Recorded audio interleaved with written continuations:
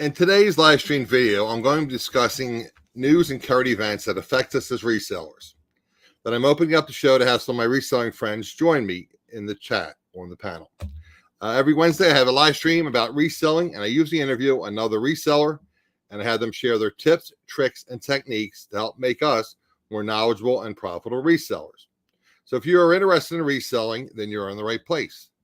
Just going to pop in the chat and say hello to a few people, and we'll get started very shortly. Like I said, today is a news segment. I have reached out to a few of my friends, and Mike looks like he'll pop in, flipping goodies a little bit after my news segment. Don't have a lot of news, so just going to touch on a few things that, like I said, are affecting us as resellers.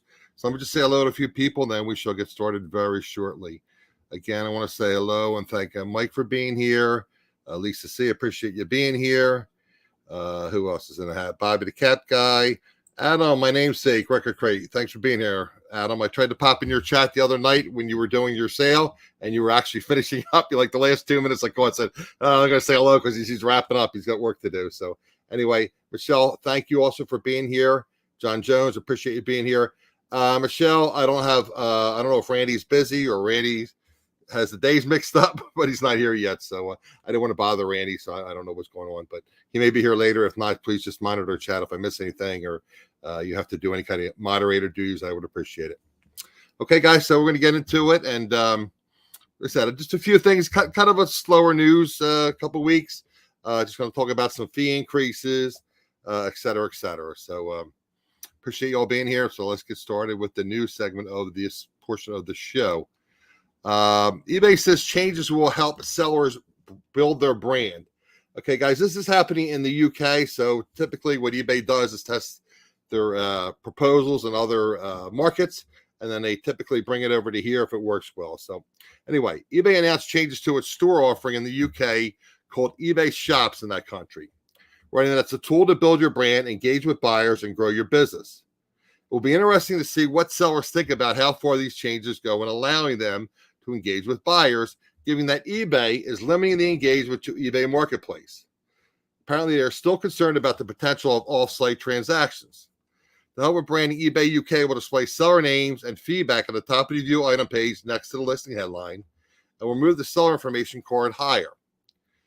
By reinforcing your presence on the view item page, eBay UK said, you can build trust with your buyers and get them excited about your business and encourage them into your shop to make a purchase. In addition, you'll see entry points to your shop and search autocomplete when a buyer types in your shop name. Another potentially helpful change is the addition of a category module in March that they'll be adding a module that shows up to 12 categories of your shop and a see all button for buyers to explore all your categories. I'm more than a little confused as to why eBay is doing this when they are such a stickler about discouraging off-platform communication, including suspension and or banning sellers on their site for violations.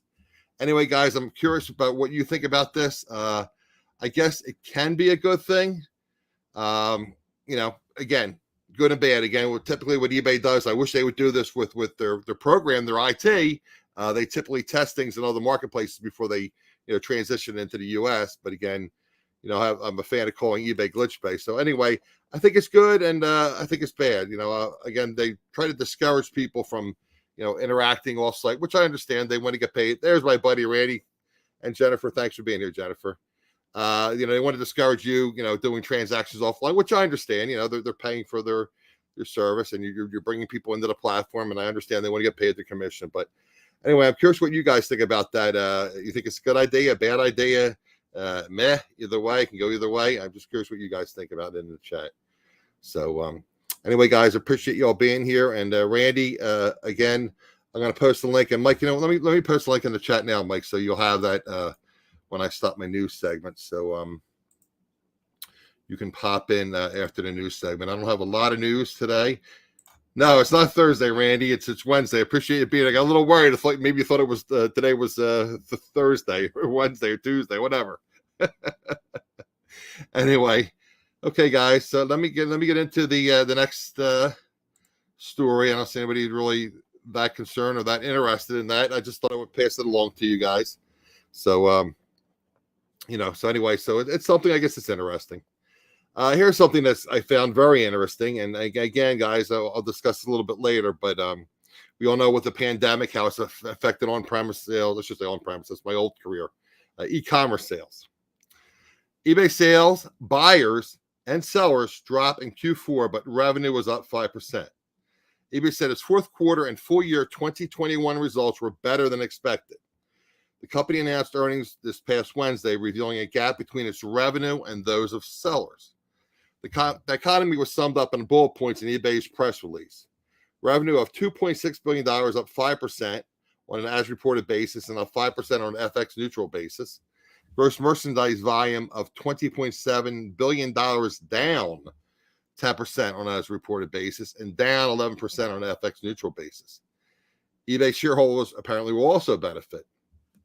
eBay CEO Jamie Iannone seemed pleased with eBay's performance, but he may be asked in the scheduled call with Wall Street analysts about the decline in buyers and sellers, which according to the press release were as follows. Annual active buyers declined by 9% for a total of 147 million global active buyers, and annual active sellers declined by 8% for a total of 17 million global active sellers.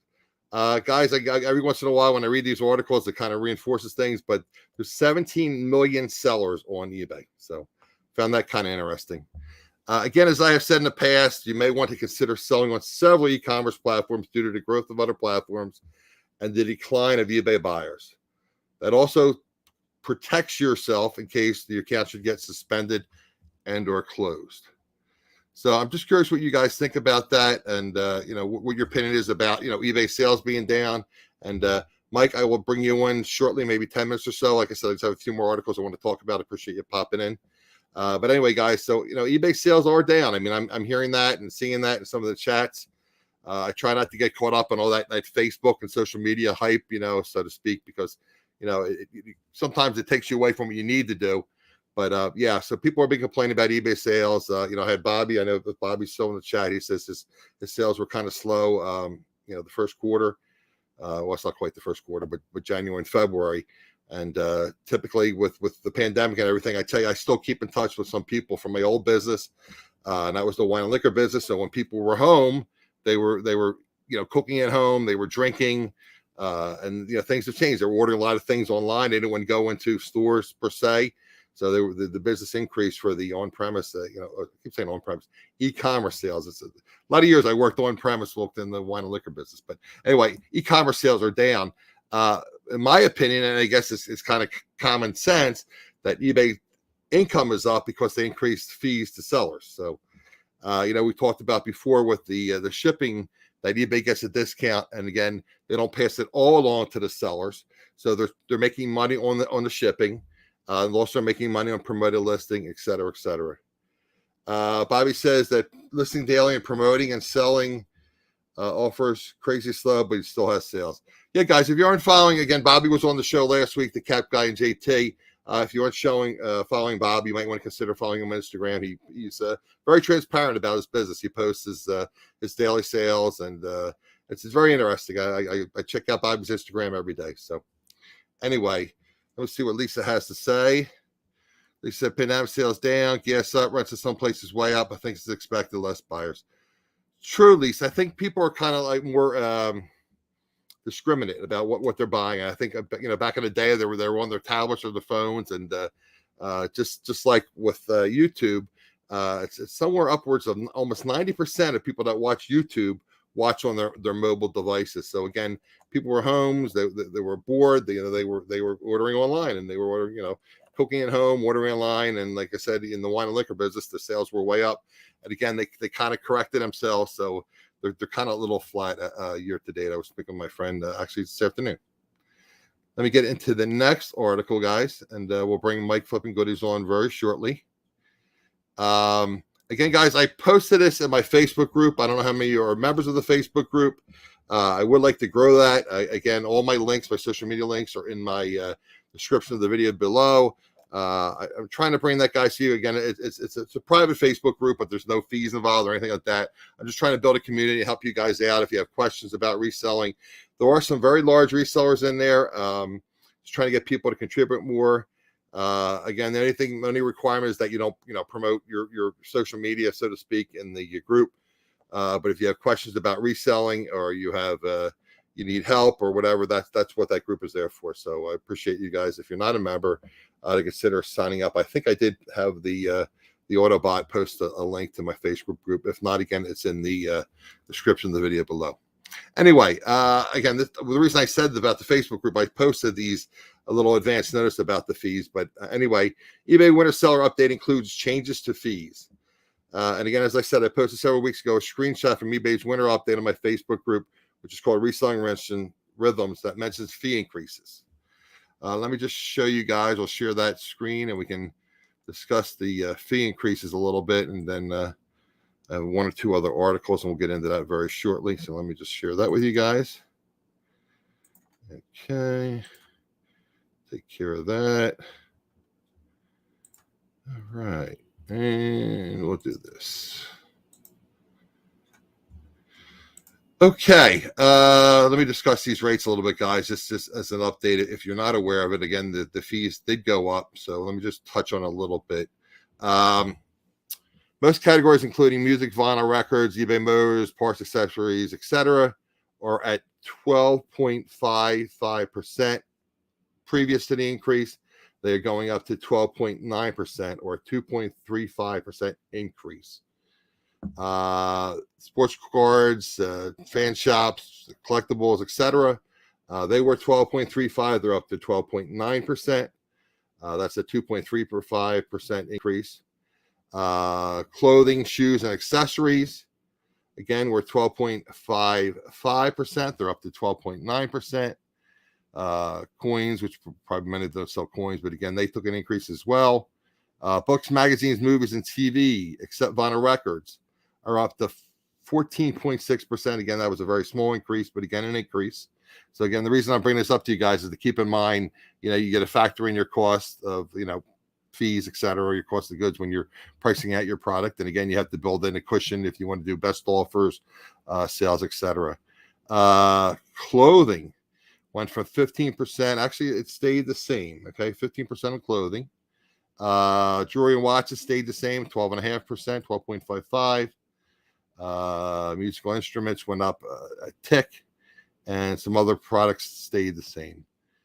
So basically, guys, that's an increase. And again, I want you guys to keep that in mind, that when you're pricing out your goods, keep in mind that the fees did go up. I did mention on a previous show, at least I made a note. Sometimes I get involved with my guests, and I don't bring things up in my notes. So I'm not sure if I mentioned this. So I want to bring it up again. Just keep in mind now that with promoted listings, eBay did not used to charge on your shipping. They used to charge you on your sale price. But then if you had free shipping, obviously that was built into the price. You would pay, the promoted listing price on that, the commission. But now eBay is charging on promoted listings, charging you for the shipping as well as the sales price. So keep that in mind when you're pricing your goods. It may not amount to much, but again, you are paying on shipping. So especially if it's something more expensive shipping, you are paying a fee on that shipping with your promoted listing. See what Mr. Randy has to say here. I think the thing about the spring and fall updates is that they are more about what we have to do than what eBay is doing to make things better. That's fair, Randy. Randy and I discuss things offline, and and again, Mike will be on very shortly. We'll talk about a little bit about Walmart, I'm sure. But again, guys, and I mentioned earlier, consider expanding to other platforms.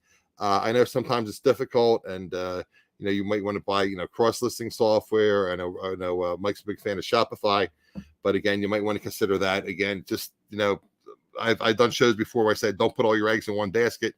Spread your sales out on various platforms to cover yourself in case something should happen, such as a suspension or a total banning. I know Andrew Resells, who's I don't know if Bobby's still in the chat, but he does a show after my show with Andrew Resells, and she got suspended twice because she was reselling product that was over-the-counter medicine, and apparently that was a no-no on eBay. So I know a lot of people do it, but it would be my luck or your luck possibly to get caught and then get a suspension. So anyway, that was that. This I found a little interesting for your Amazon sellers, as well as Mike's Walmart seller as well. Amazon lawsuit exposes one side of fake reviews problem. Amazon filed a lawsuit this week against two companies that accuse of misleading shoppers by having their members post fake reviews on Amazon, eBay, Walmart, and Etsy. In announcing the news on Tuesday, Amazon said a nefarious industry has emerged in recent years in which fraudsters facilitate fake or inflated reviews in exchange for money or free products. Amazon says sellers sometimes pay for glowing reviews for their products, whether or not the reviewer has even purchased or used them. But there's another side of fake reviews, allegations that some sellers pay for negative reviews to be left against their competitors, which can harm them immeasurably. That's not to say the issue is being ignored. In the case, the Department of Justice filed suit against Amazon consultants. Among the charges, DOJ alleges are causing fictitious negative product reviews appear frequently and prominently in victims' third-party sellers' product listings, innocent unless proven guilty. Amazon has its own program to encourage reviews called Vine. Participating selling partners can provide free units of their products in order for the select group of Vine voices to post custom reviews for the products they submit.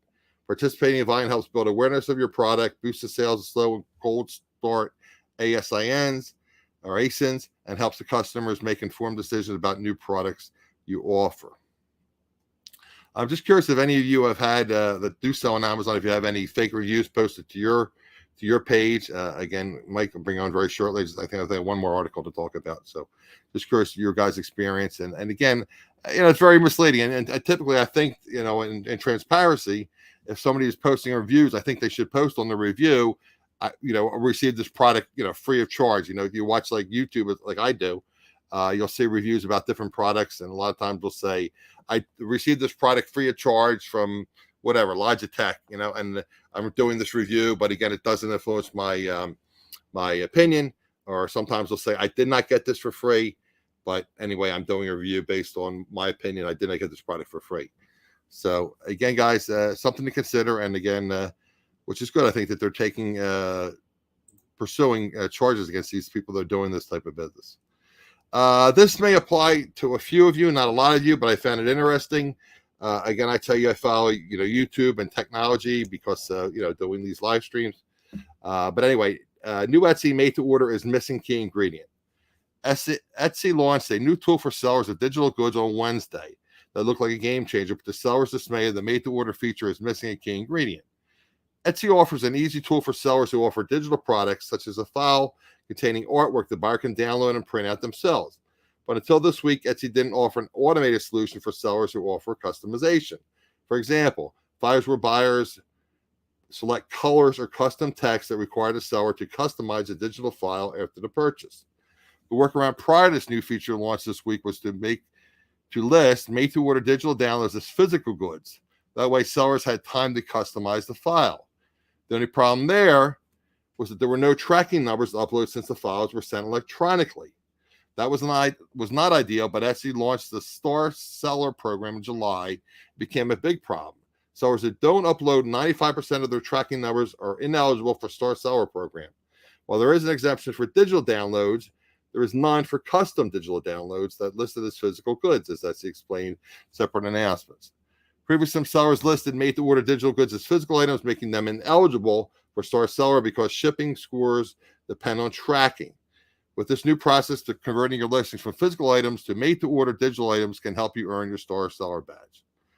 But Etsy seemed to be forgotten about one thing when it developed the MTO option. Sellers who had been selling customizable files using that method had used variation features that require buyers to specify how they wanted to customize the file. For example, selecting a color or size. Sellers say the new MTO feature has no variation feature. I just have one more article, guys, and we'll bring Mike on. Appreciate Mike being here. Again, this is about Etsy. Again, some of you do sell on Etsy. Etsy fee hike coming in April. Etsy is raising fees from 5% to 6.5%, which will take effect on April 11th. Etsy CEO Josh Silverman announced the news after the company announced fourth quarter earnings. Etsy grew both sales and revenues by over 16% in the fourth quarter of 2021 year over year. The fee increases impacts the total amount of the sale, the selling price plus shipping, which is going up this year, and sales tax.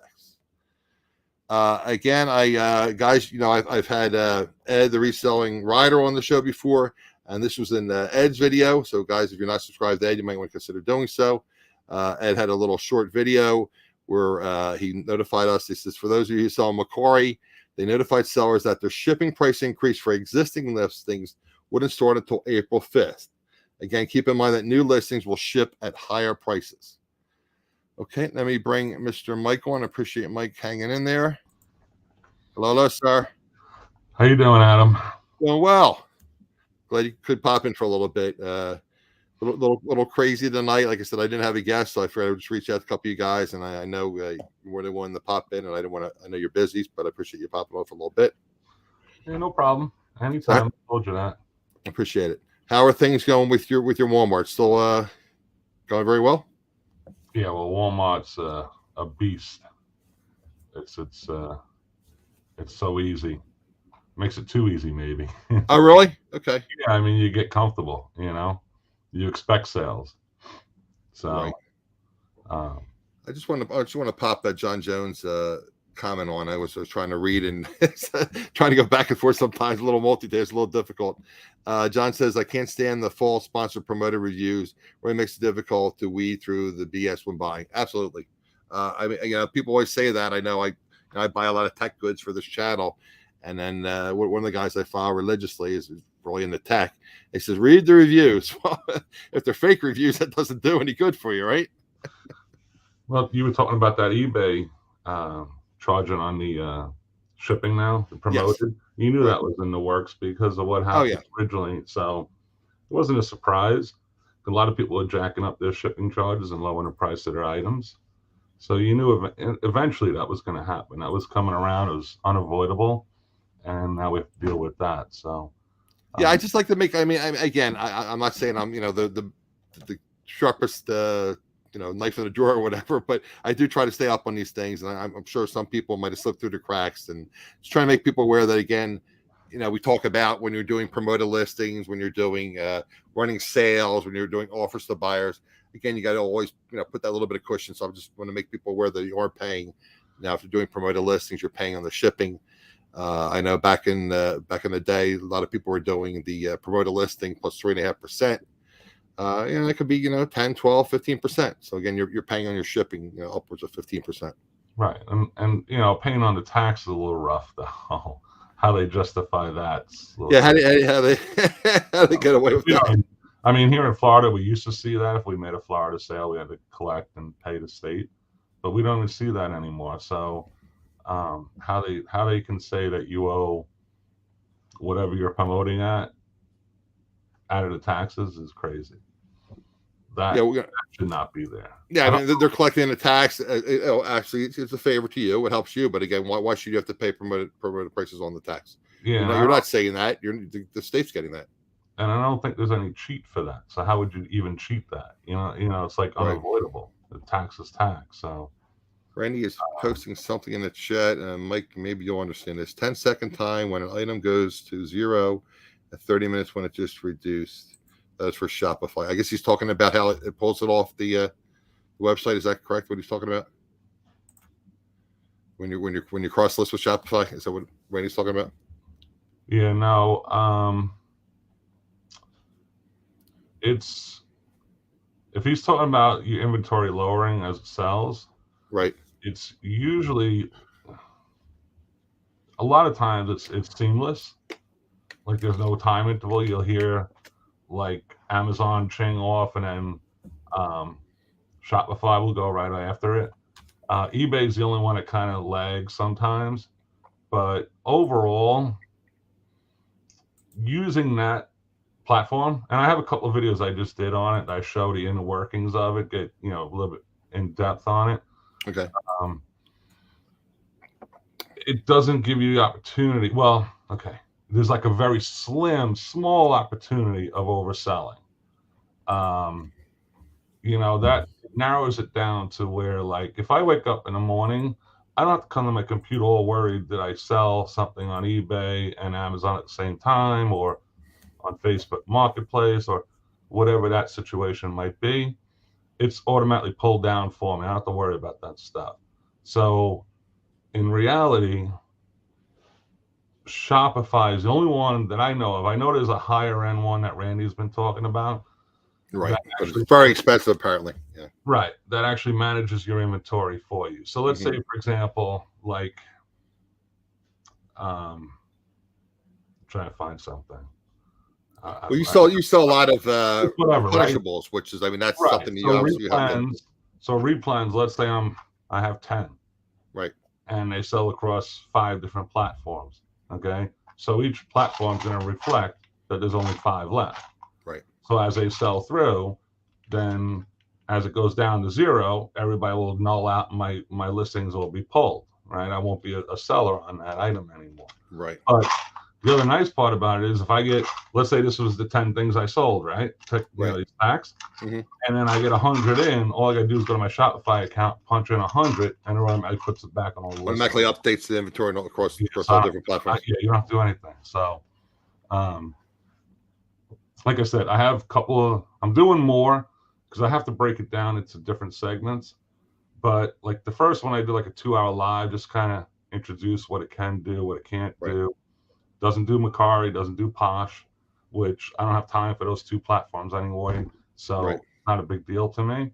But it does everything else. And it opens you up to a world that when I talk about it, people are like, you can't sell there. I'm like, yes, you can. You just don't, they don't know. You know what I'm saying? You can't like, sell for example, okay, everybody knows about Facebook Marketplace, right? What about Facebook Shop? Yeah, I'm confused. I know you mentioned that, and other people mentioned Facebook shops, and like you said, you just have to have an EIN. You have to have, basically. Well, you get what they call Meta Commerce, which is part of Facebook, and then what about Instagram Shop? Nobody knows about that. No, that's out there. I'm on it. I made my first sale, as a matter of fact, last week. Congratulations. So, and then there's a lot of other trickle plays. TikTok.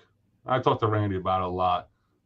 That you can sell on Google Shopping. Why wouldn't you want to be on Google? You said Google's a no-brainer, right? You just add it to your Shopify, and it automatically posts it. Right, and once you get it in compact and correct, Pinterest. I mean, this is even Pinterest, right? Yep. Yeah. I haven't even gone through every app that you can attach, and most of this stuff is free. Like the stuff I'm using, except for Amazon, is the only one I have to pay for. Because Shopify stopped supporting Amazon on their end. There's third-party people that make apps all the time. Okay, so there's kind of like Chrome extension or something that handles that. Well, yeah, but it builds into Shopify. They all work together seamlessly. Like my Amazon still works with eBay and Walmart and Google. It still works. They all integrate into each other. Okay. So on that end of it, and the cost to get in, it's almost like a no-brainer because it's $29 a month. And you said you have the next level, which is what, like $70? Yeah, I think it's $74.99. But the reason I have that is because I sell on Walmart. So okay, so if you didn't sell on Walmart, you wouldn't get that.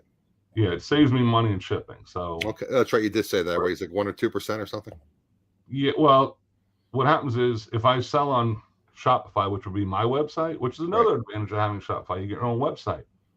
So like people that like to do auctions or whatever can post all their items on their website separately in like an auction category and just leave it there. Okay. So I don't know what else to say about it. It's great. That's all I can say. No, I know you're a huge fan, and again, it's a function of, I guess you have to have a minimum amount of listings. But I mean, and again, I think again, we talk about List Perfectly, and it doesn't automatically pull down items, and that could be an issue.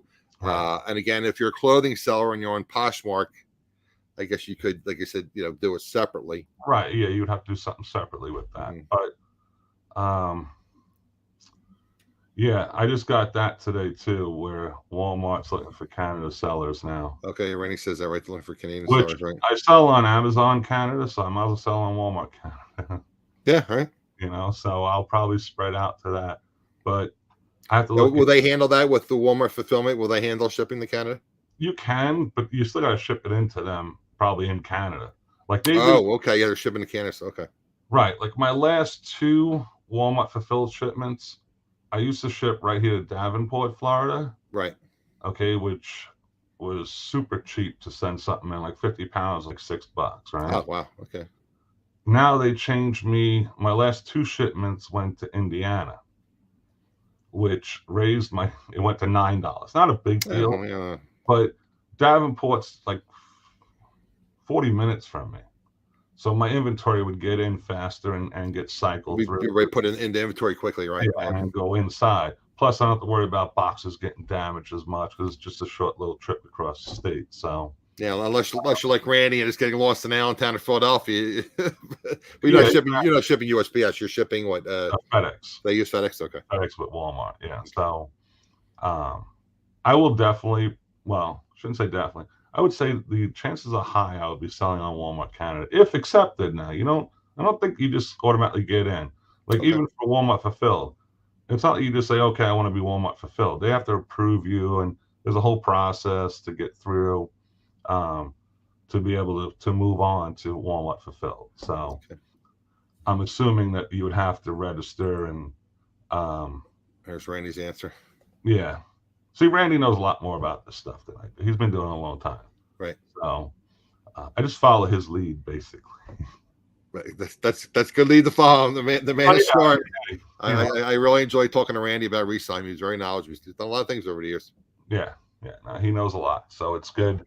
It's good to be able to reach out and say, hey, what about this? Or, can I get away with this? Can I do this, that, and the other thing? So again, guys, I talk about on this channel almost every single show.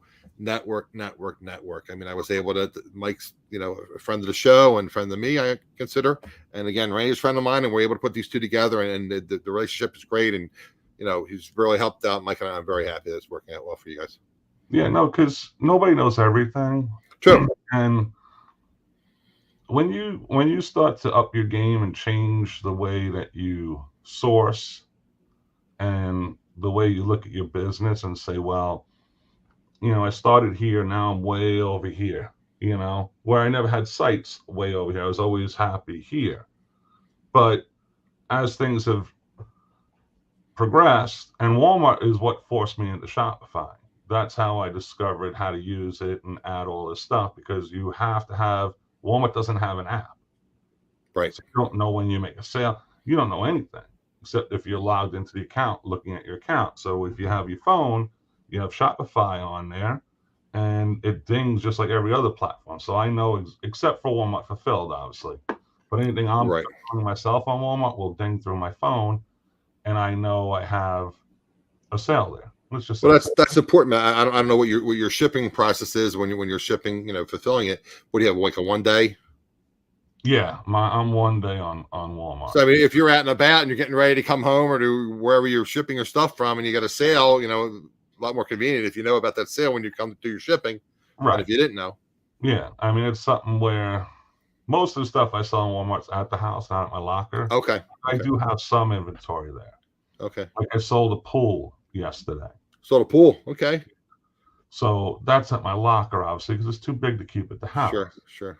So stuff like that, it's nice when I'm coming home from work, because remember, I do it part-time. So when I'm coming home from work, I have to pass my locker.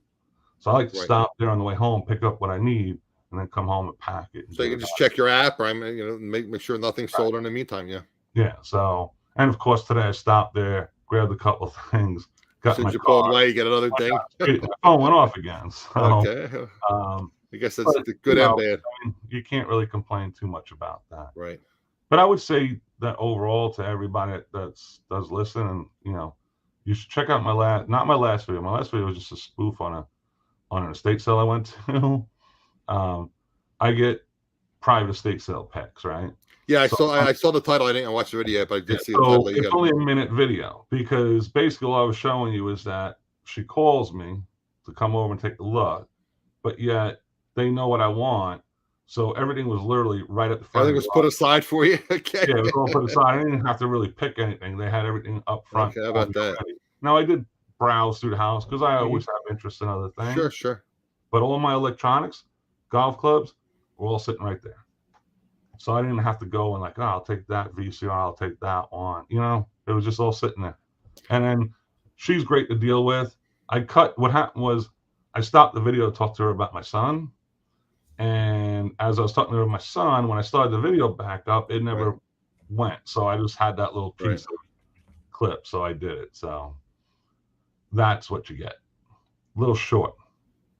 Yeah, and again, guys, I have some health issues, so I've been kind of staying away from the thrifting and whatnot, and just started going back to the thrift stores, and going to have to start attending, estate sales, because I hear all these stories about you and other people finding this great stuff at estate sales, and thrift store prices, especially Goodwill, or especially in my area, I don't know what it is. They just keep raising the prices, and if you go in dollar a day, the stuff that's left over is a lot of it, and in my opinion, is not worth reselling. I'm sure there are little gems that are hitting if you go through everything. And keep a lookout on Facebook Marketplace, because and I'm going to say it's going to happen every day, right? But like in the last couple of weeks, I bought out 2 eBay sellers already. Okay, and it was advertised on Facebook Marketplace. Okay. And then this weekend, I'm going to go look at another eBay seller's locker and see if we can work out a deal. How do they advertise it? They actually say you can kind of tell. Okay. On Marketplace if they're resellers or not, because you'll see tons of listings. Like normal markets, they just put a listing up, say I want to get rid of a couch or a refrigerator. Right. But when you start looking at people that have 100, 200 items on Marketplace, you kind of get a feel for that's what they're doing. Okay. And this kid here, he's only maybe 30 minutes from me. He's going back to college. Okay. So I have a chance to go and buy out his stuff there. So it's a good way to source if you don't mind selling multiple things. But you also have to be willing to take it all. Oh yeah. You're not going to be able to cherry pick him, because he's not going to give you. No, because he says maybe has a storage unit or something. So I got to get rid of all of it, right? Yeah. So that's something that you have to look at, and you have to be willing to take the good with the bad. Now he has some really good stuff. He has the way I got in touch with him, he has a record player that he's selling for $100 because it doesn't have a belt, that sells for $700, $800, $900 all day. So you're going to buy a belt? You can buy a belt. You buy something for parts and get the belt, or? Yeah, I'll get a belt for. I have a few belts here that might even fit. Because when I order, you have a ton. Yeah. So I just keep them here just in case I need a belt. You have a hookup for electronics too. You buy all kind of electronics from the guy. My electronics guy. Yeah, I have a couple of videos. I showed my actual warehouse that I buy from now, so I have a video out for that. Yeah, I saw the video. Yep. Mm-hmm. People are calling BS on me, and I'm like, all right, I'll show you that. Yeah, I saw the video. Yeah. It's like, here we go. Yeah, they got a lot of electronics there. Yeah. Yeah, where do you? I showed I don't know, in 3 videos, I showed almost 100 VCR DVD players. Where do you source that? It's crazy. Yeah. You have to have a guy somewhere or some kind of connection. Don't just match and surprisingly, they're selling very well. You're gonna have to. I can't read Randy's mind. I don't know what is this. Thorns. No. Is that the brand? No. Yeah, that's not it. Oh, okay. Yeah, I forgot Randy was in that. Guys, if you don't know Randy used to do show promotions and all kind of stuff. He used to bring in rock stars. Hold on, I'll get it. It is a dual CS 5000. Okay. Dual is a pretty decent name. Older ones. I don't know what they turned into, but it's a pretty decent name. I sold a couple of those, but that's what I'm looking at to this weekend. I'll do a video. Hopefully he'll let me do a video. Last couple were very shy about the video, didn't like it. So I can do a video. I will. If I can't, you can't force people to be on it. So do you use and I know you're out and about, do you take advantage of that free stuff app? Have you had any success with that? The what? The free stuff app. I know I showed it like maybe 8-10 weeks ago. It's an app where the people advertise, free pickup or different things you're getting rid of. See, here's my problem. My business has changed so much that even doing these buyouts are really very little interest to me anymore. Okay, yeah. I guess they pick up 1 or 2 items. Yeah. Yeah, I do this. Especially if it's big things, you got to take the time to get it and store it and ship it. And right. I don't see here. Hold on. See, I want to get away from doing this. Right? I don't want to have to pull apart 64s to sell them again. Okay. Clean them all up, get them all ready. I want to stop doing this. This takes a lot of time. This is, Right. you're going to have half hour, 40 minutes into this item. Okay. Before you even sell it. So my business has changed drastically. And that there is something I'm trying to get away from. You have to like I'm a big fan of all these old sayings, because there's a reason that they're old sayings. Anything that's permanent change, you got to constantly. With me, I'm not going to host a show by myself. I like to look at you. You're more handsome than I am. I doubt Yeah, but I gotta say, I'm sorry. I said that's one thing I'll never be accused of. Being handsome. Yeah. Yeah, but again, guys, you got to constantly adapt. And I mean, like I said, I get the point where, like I said, I was all this, I call it cash piles. Some people call them death piles, and working through that stuff and reorganizing, straightening stuff out. And guys, if you don't do your inventory, remember, you should do periodic inventory. Make sure, because things, again, I didn't bring this up in the news segment, but apparently things are dropping off of eBay again, and there's mysterious listings popping up on eBay that you sold stuff in the past. So again, guys, you don't want to do a periodic inventory. Just maybe do it a little section at a time. Again, an old saying: "How do you eat an elephant? One bite at a time." Work out. Maybe this bin, that bin, or whatever, and just work through inventory. I'm wondering if people save stuff as inventory on eBay. There's two different ways you can have your stuff go. It can just disappear, right? Or you can save it as inventory, so the listing's still kind of like in your place, but not listed anymore. I wonder if that's what's happening. I don't know, because I don't keep inventory. Right. Because I can, if I sell something like I did the other day, right? I sold a VCR DVD, and I went to list another one, the same exact model. So I just pushed that same listing back up from Shopify, but just put the new pictures of the new item. Oh, okay. So, there's no reason. I have my inventory in Shopify. I don't need inventory sitting around anyplace else. Well, that's the advantage of Shopify. And again, I know you're not a big fan of List Perfectly, but apparently you can store inventory in List Perfectly too. So something gets pulled down, you can have it. You have it saved, your pictures, and your listing is saved on List Perfectly. Right. I would say the biggest thing is, and I know. See, here's the problem. You listen to some. They say don't expand. Stay in one platform. Stay in one niche. Just be a professional at that, and you'll do well. And then you hear others say, be as expansive as possible so that you don't have slow time.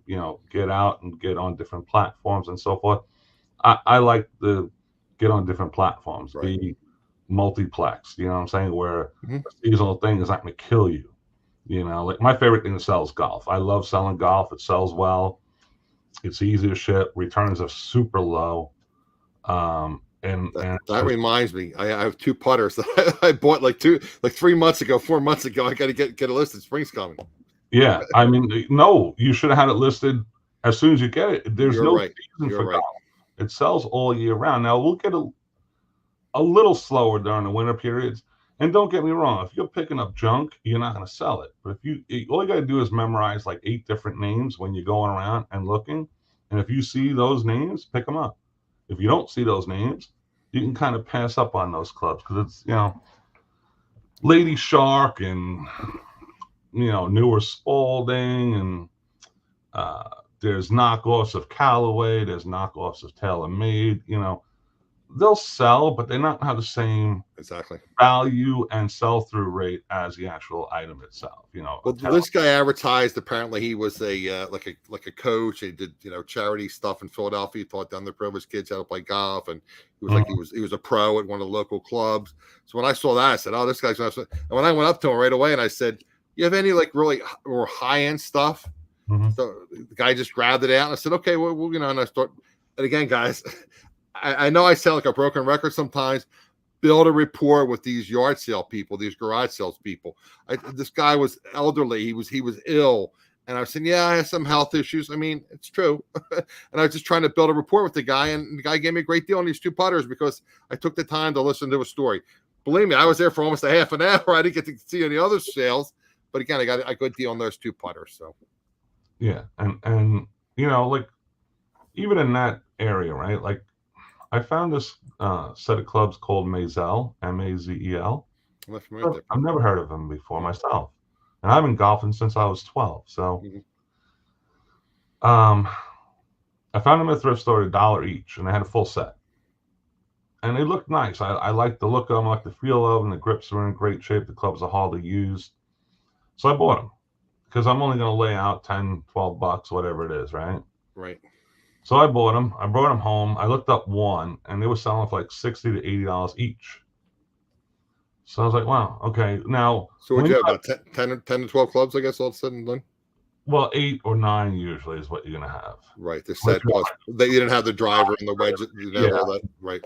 Yeah, I would, if you're newer to selling golf clubs, kind of work your way in. Be more of like, I want to find putters and wedges because they'll fit. Well, this may. I was going to ask you too. That was what I was going to reach out to you about the proper boxes. And can I pick them up like a Walmart or a Home Depot or something for those? Oh no. You have to order it. Right. Yeah, you got to order. I don't have to order from you, like they're not going to ship it to me. Well, here's the thing. There's a supposed change in USPS coming up for their for the longer length boxes. It's going to be a big issue. Yeah. Price So increase. The medium tube fits anywhere from putter. Now, don't get me wrong, a standard putter. Okay. Right. Up to like in men's clubs, like a 9-iron, and in women's clubs, you can get as low as like 7, but that's going to be hit or miss. Okay, is that a flat rate? What is that? No, it's just, but the cost is usually anywhere from like, if it stays here in Florida, it's 8 something. If it goes to like California, it's like 11. So I kind of know where I'm going to be on shipping a golf club. This is just one golf club that's going to weigh under 2 pounds and fit in the medium tube. Okay. And is this something you can order from USPS? Order it directly? Yeah, medium tubes. But like I said, they're supposedly changing their rates and adding on another $4 or something for anything over 36 inches. I talked about that a while ago. About they were taking increases on those. They're trying to, and so you gotta be careful. They're shrinking their flat rate boxes and doing away with certain packages. Because I sell a lot of golf, I have 4x4x48s, and I have 6x6x48s, and I have 12x12x36 for golf bags. Okay. Now a 6x6x48 will fit a full set of clubs, no problem. Okay. The 6x6x48 I'll have to use for like I sold a driver today, a Nike driver. Right. The head won't fit in the 4x4. Oh, okay. So I got to put in a 6x6. But surprisingly, that doesn't hurt your shipping. I guess the cubic side of that is not coming into effect. The girth of the box. Okay. So, but any iron and any like wood, 3-wood, 5-wood, fairway wood, stuff like that, hybrids will fit in the 4x4, no problem. Okay. It's just usually the drivers that have the oversized heads on them. You can't, and don't try and shove it in there because you're going to wind up either snapping it or don't do that. Get the box. Or get damaged in shipping, like you said, right? Yeah, and then I always. So what do you bubble wrap the head and also the grip? I bubble wrap the head and the grip because it just looks better. There's nothing. If it's by itself, it's going to bang around the box anyway. Absolutely. Yeah. And it really can't do much damage to the club. It's sitting in a golf bag its whole life, banging around in the back of a cart somewhere. Yeah, or you're riding around the cart over the hills. Yeah, exactly. Or the people that don't tighten the strap tight enough and it slips right. They fall off. Yeah. So, been there, done that. Yeah, I mean it's something where it's a really good niche. It's something easy to learn for the most part, and anywhere from accessories to like shoes. Yeah, I wouldn't get into tees and stuff like that. Yeah. And balls are a little. I guess if you get a golf club for buck and a half, maybe I guess just do your comps. Yeah, I mean, but like I said, learn the 8 names that you need to know to play the game. Titleist, Ping, TaylorMade. Yeah, I mean, I can. Off the top of my head, you have Mizuno, Nike's another good one. Right. If you can find them, then they stop making clubs, so it's hard to find. Did they stop making clubs? Okay. Well, that's the club I sold today was a Nike club. So. Okay, so it makes it more valuable. TaylorMade, Titleist, and even some of the older, like if you can find like Scotty Cameron, Putters, Putters, is a right? no-brainer. Like old Jack Nicklaus stuff sells pretty well. Do you just what things pop in mind? I tell you, I have ADD. Do you do like Google alerts? Do you have things like set up Google alerts for those different brands, or you just look every day? What do you mean for set up Google alerts for the like put those brands in your Google alerts so you get emails and stuff. Oh no, because I find enough. I live in Florida. Everybody golfs. Oh yeah, you're in Florida. That's true. So I have plenty of sourcing up. Right. You know, I probably have right now 800 clubs. Well, you're in God's waiting room, because a lot of times, especially estate sales, right? Yeah, I mean, like the last estate sale, I just picked up 4 bags of clubs. Right. You know, so I mean, it's constant. It always comes in. You know, right. It's always something I can get. I don't worry about it. I become super picky because I have so many. You know, it's something where the sell through is good, but when you're buying in bulk like I do, I got 4 bags sitting in my garage right now. I haven't even listed yet. Right. You know, because I just don't have the time for them. Right. I mean, they take a little bit. You got to clean them. You got to list them properly, get all the sizes and all that stuff is important. Not mandatory, but it helps in the sale if you can measure the length of the shaft and tell them it's, you know, whatever length, 36, whatever. So, again, for neophyte, I haven't golfed in a very long time. You measure the shaft from the word input into the club head to the end. Is that how you measure it? Yeah, well, it's from the hosel really, but from the hosel, right? The hosel is like the curved portion of the club. Like I'm going to put you on full screen and I'll back you back out. So, like, the only reason I have this putter is because it's a Hogan. Right. If I can hold it there, if you can see that. Yep. Okay. So, to measure something like this, just take the full length of the shaft. Right. It's hard to do on a small screen, but. Oh, so you measure all the way down to where the yeah, right down to the bottom here. This way, this person that's buying this knows that this is going to be like this one here is not listed. So 33 inches. This club would measure at 33 inches. Okay. So it's easy enough to do, and just put it on your title, you know, and then you put it right in the title to the length of the club. Yeah. So like, okay.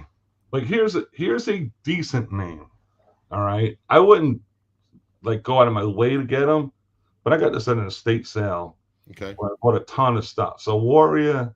Never heard of it. Okay. Okay, but see, this is a fairway wood. It's called a hybrid, right? Yeah, hybrid. Yeah. So this sells very well. These hybrids, which I don't play with because I just been playing too long to use hybrids. You're professional. Yeah. I don't like hitting these. Right. But they sell very well because older people like these because you're absolutely. You get a little bit more distance, a little more. Yeah, you get a little bit more bang out of your buck for that. Yep. And again, you just take your measurement. I'll see if I can show this real quick. Guys, we're going to have Mike on for a little bit more, and then I'll do a little bit of information after we have Mike talk about clubs. But if you have any questions about golf clubs, Mike's kind enough to come on. So why don't you ask him? 38. Okay. Hopefully that makes sense. Gotcha. Okay.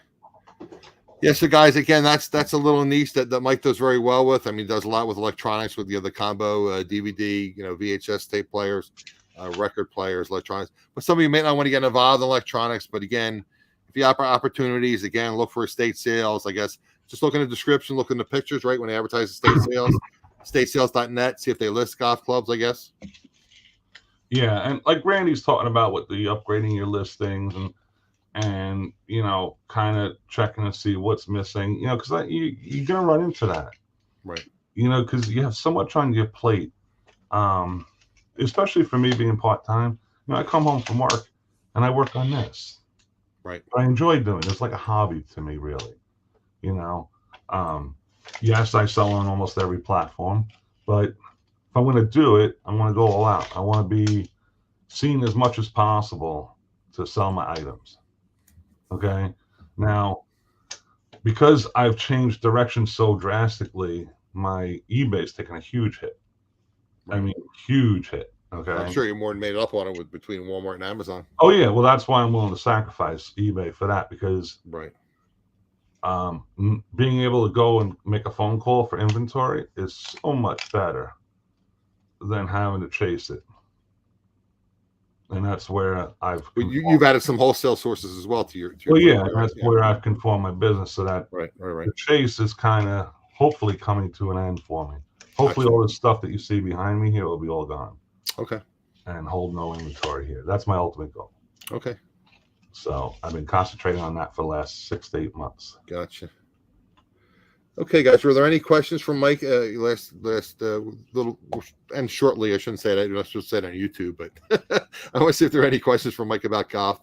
While I'm waiting for those questions, again, just want to remind you guys, and again, Mike does this channel for free, and I do mine for free too. But again, I'm not monetized, so if you guys are enjoying the channel and getting any kind of value, please consider helping me offset some of my costs.